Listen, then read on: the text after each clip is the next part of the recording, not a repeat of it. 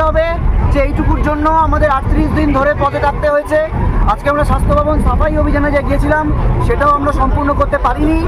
আজকে এই অবস্থায় গিয়ে আমরা ধর্ণা মঞ্চে ফিরে যাচ্ছি, বিক্ষোভ মঞ্চে ফিরে যাচ্ছি। সেখানে গিয়ে সমস্ত কলেজের যে জুনিয়র ডাক্তার, যারা আন্দোলনরত জুনিয়র ডাক্তার এবং যারা সাধারণ মানুষ আমাদের পাশে রয়েছেন, তাদের সাথে একটা আলোচনা করে তারপর আমরা, এবং অবশ্যই আমাদের নজর থাকবে আগামীকালে সুপ্রিম কোর্টের শুনানির ওপর। এবং অবশ্যই যে কিছু আলোচনা হয়েছে সেই আলোচনা যতক্ষণ না বাস্তবায়িত হচ্ছে, সেই বাস্তবায়নের ওপরেও আমাদের নজর থাকবে যে কতক্ষণে, কতদিনে এই বিষয়টির একটা বাস্তবায়ন হয়, সেদিকেও আমরা তাকিয়ে জায়গায় দাঁড়িয়ে তিনি প্রাথমিকভাবে কলকাতা পুলিশ কমিশনার বিনীত গোয়েলকে সরিয়ে দেওয়ার একটা আশ্বাস তিনি দিয়েছেন।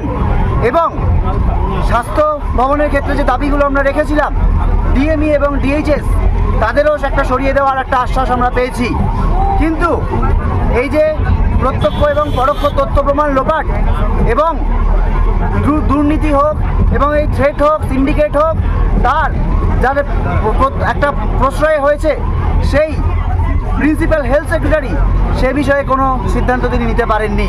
5 নম্বর পয়েন্টের দাবিতে আমাদের মাননীয় মুখ্যমন্ত্রী এবং তার সরকারি আধিকারিকরা অনেক আলোচনার চেষ্টা করে, কিন্তু আমরা প্রথমেই একটা কথা বলি, মাননীয় আগে 2 এবং 3 নম্বর পয়েন্ট আলোচনা হবে, তারপরে আমরা 4 এবং 5-এ যাব। এবং এই 4 এবং 5-এর ক্ষেত্রে বিশেষ করে 4-এর জন্য যে 100 কোটি টাকা বরাদ্দ করার কথা মুখ্যমন্ত্রী বলেছেন, আমরা সেক্ষেত্রেও বলেছি শুধুমাত্র টাকা বরাদ্দ করে, ইনস্ট্রুমেন্ট ডিপ্লয় করে কিচ্ছু হয় না। যে শান্তিপূর্ণ পরিস্থিতিটা দরকার, তার জন্য আমাদের কাছে ফ্রুটফুল প্ল্যান আছে, আমরা আপনাদের সঙ্গে বসতে চাই, সে ব্যাপারে ডিসকাস করতে চাই।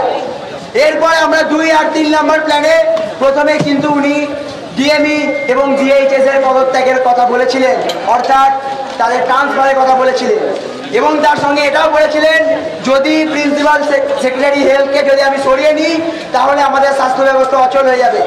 সেক্ষেত্রে কিন্তু আমরা দাবি রাখি, আমরা কিন্তু ওখানে নমনীয়তা দেখাইনি, আমরা বলেছিলাম 4 জন মানে 4 জন।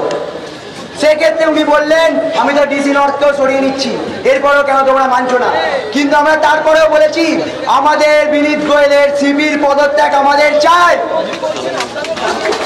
এবং তারপরে উনারা আবার ডিসকাশনে ফিরে গেছেন, ডিসকাস করেছেন, আমাদের কাছে মাথা নত করতে বাধ্য হয়েছে, ফিরে এসে জানিয়েছেন সিপির পদত্যাগ উনি মেনে নিয়েছেন।